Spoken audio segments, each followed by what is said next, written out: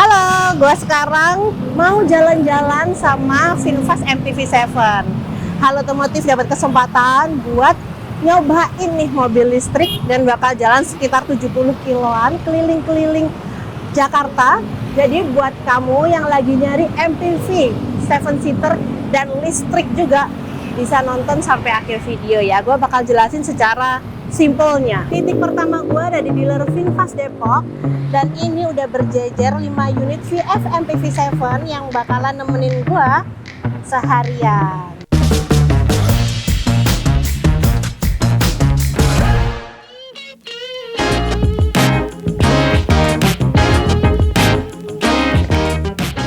Sebelum itu, gue mau ngasih tahu kalau VinFast VF MPV7 ini punya kapasitas baterai 60,2 kWh, jadi range-nya 450 km. Dimensinya panjangnya 4,7 meter, lebarnya 1,8 meter, dan tingginya 1,7 meter. Dengan dimensi tersebut, mobil ini nawarin spesies di dalamnya. Apakah iya sampai row ketiga? Jadi gue akan mencoba, yuk ikutin gue. Oke, sekarang gue udah di perjalanan dari titik pertama VinFast Depok dan kita akan berjalan ke daerah Peak. Ini gua semobil bersama Kak Tasa. Hai. Kita pas banget nih, 2 cewek 2 cowok. Halo. Hai guys. Ada Niel dan yang nyetir pertama adalah Alvin. Oke. Ini baterainya 96%. Jaraknya 432. Kalau fullnya katanya 450 ya, teman-teman. Iya nggak sih? Betul.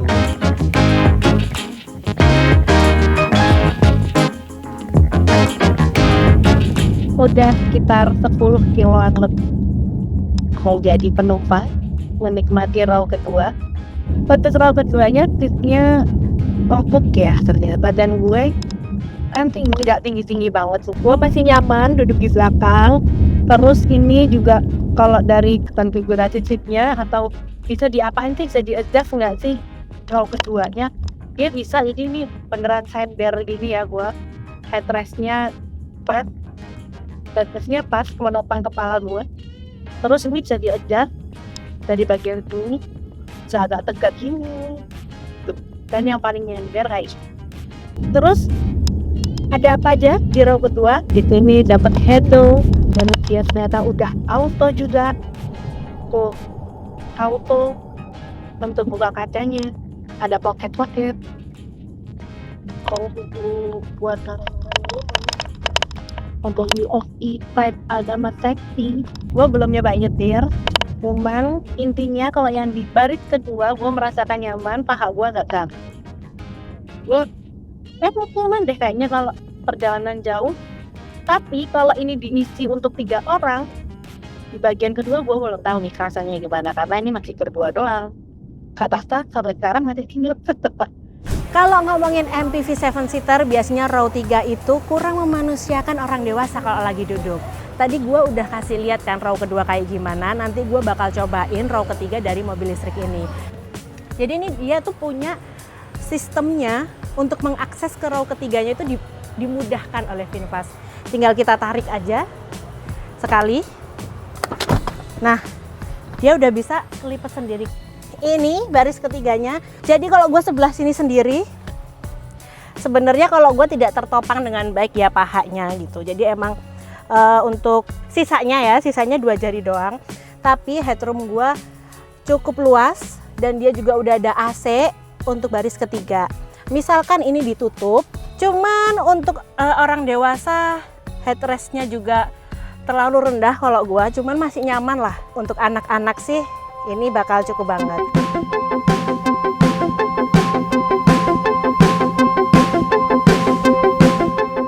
Sampai ke destinasi pertama, Grand Lucky Peak. Jadi kita bakalan belanja-belanja, terus nanti bakal nyobain bagasinya seluas apa sih.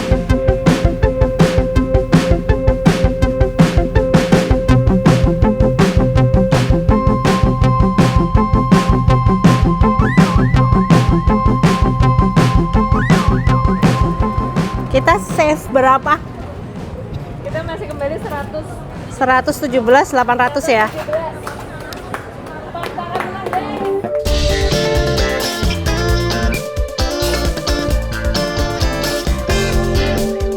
Ini bagian belakang dari VinFast VF MPV7. Ciri khasnya lagi-lagi di bagian belakang ada bentuk seperti V gitu ya, karena memang itu ciri khas desain dari VinFast. Terus kita lihat untuk bagasinya. Misalkan row ketiga aktif, dia akan dapat bagasi seperti ini dan ini rata ya. Jadi ini rata, di bawahnya sini itu kayak ada toolkitnya gitu, ada repair kitnya. Dan kalau misalkan row ketiganya aktif, kapasitasnya itu 600 liter. Misalkan row ketiganya kita turunin dan jadinya kapasitasnya 1200 liter. Cukup sih, tapi kalau penumpangnya 7 dan bawaannya banyak,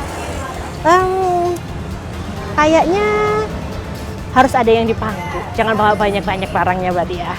Ini interior dalamnya VinFast VF MPV7. Dia dapat head unit 10,1 inch dan dia udah bisa connect ke Android Auto sama Apple CarPlay. Dan semua ini udah masuk ke head unit ya. Jadi di sini udah nggak ada tombol-tombol fisik gitu ya. Cuman ada beberapa di sini untuk kontrol entertainment, volume gitu, sama di sini itu untuk voice command gitu ya, sama ngubah mode berkendara. Tapi selebihnya udah masuk ke sini. Kalau misalnya lipat spion masuk ke sini, terus misalkan mau ngelihat odo trip gitu-gitu ya, masuk ke sini. Nah, terus ada shortcutnya juga, yang kita butuhin apa gitu, yang sering digunakan apa, udah masuk ke shortcut, jadi gampang.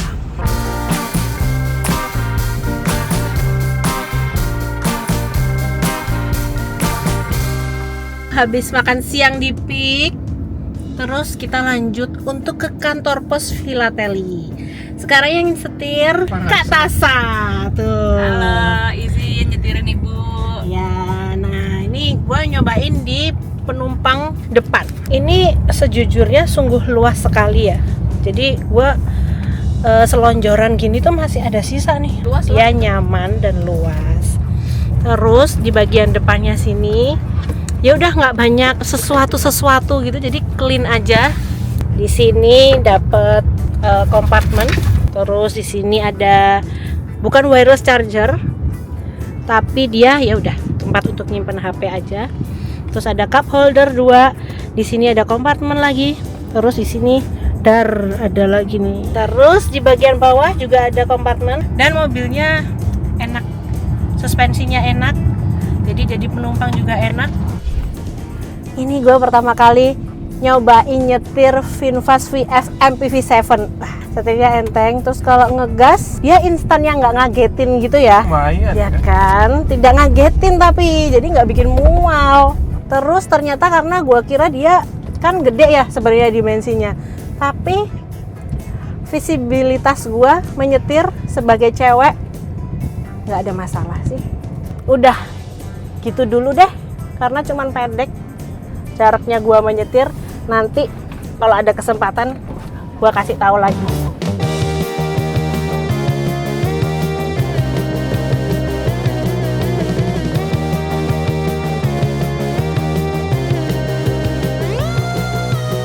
Sudah sampai di kantor pos Philately. Jadi ini pit stop kita yang ketiga ya gitu. Dan selama kita trip udah menghabiskan sekitar mungkin 40 kiloan ya, atau berapa ya, lupa deh gua. Jadinya 351 sisanya, dan baterainya 78%. Tadi kita berangkat 96%.